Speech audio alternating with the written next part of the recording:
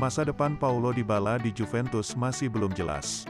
Kontraknya akan segera berakhir, tapi perjanjian baru belum juga ditandatangani hingga sekarang. Obrolan soal kontrak baru sejatinya telah dilakukan sejak beberapa tahun yang lalu, bahkan sebelum pandemi COVID-19 terjadi. Namun proses negosiasi selalu mandek, utamanya di bagian gaji. Dari kabar yang beredar, Dybala diketahui merasa dirinya sudah pantas menjadi salah satu pemain dengan bayaran termahal di klub. Juventus pun merasa hal yang sama, tapi tidak dengan permintaan sebesar 10 juta euro per musim. Juventus pun mengabulkan permintaan Dybala menjelang akhir tahun lalu.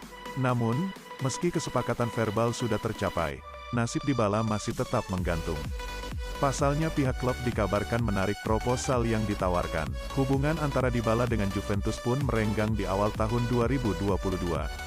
Terlebih setelah sang bintang menunjukkan tatapan tajam ke arah bangku direktur usai mencetak gol ke gawang Udinese di ajang Serie A. Setelah pertandingan itu berakhir, Dybala mengonfirmasi bahwa proses negosiasi akan dimulai kembali pada bulan Februari. Akan tetapi, yang terjadi sekarang tidak sesuai dengan perkataan pemain asal Argentina itu. Tidak ada isu soal obrolan antara Dybala dengan Juventus. Sang pemain pun sulit untuk dimintai keterangan lantaran cukup sering mengalami cedera di bulan Februari. Ia belum tampil lagi sejak Juventus ditahan imbang Torino. Sekarang sudah di awal bulan Maret. Belum ada kabar terbaru soal negosiasi kontrak. Sejauh yang diketahui, dilansir dari Football Italia, Juventus ingin mengubah tawarannya kepada mantan pemain Palermo tersebut. Sebenarnya ada isu terkait kontrak Dybala pada bulan Februari lalu.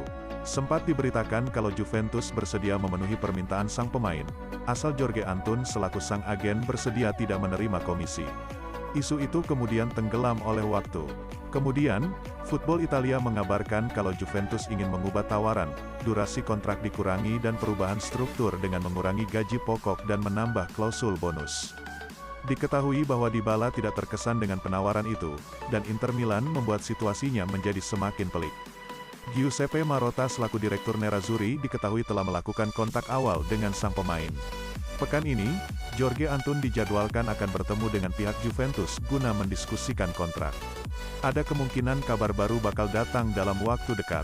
Baik atau buruknya baru akan diketahui setelahnya.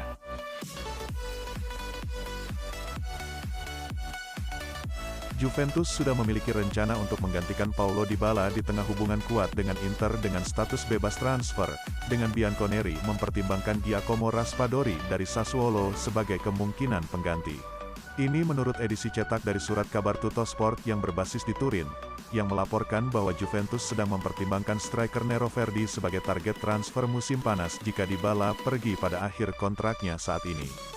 Inter mengikuti dengan cermat situasi Dybala dengan Bianconeri, sementara klub-klub seperti Barcelona, Atletico Madrid, Real Betis, dan Roma juga termasuk di antara klub yang mempertimbangkan kepindahan pemain Argentina itu. Juventus tidak mungkin menawarkan pemain berusia 28 tahun itu lebih dari kontrak 3 tahun senilai bersih 7 juta euro per musim untuk memperpanjang kontraknya yang berakhir pada akhir Juni, dan jika dia tidak menerima maka dia akan bebas. Bianconeri sudah bisa bersiap untuk kehidupan setelah Dybala berdasarkan minat yang dilaporkan pada Raspadori, dan ini bisa membuka jalan bagi Inter untuk merekrutnya.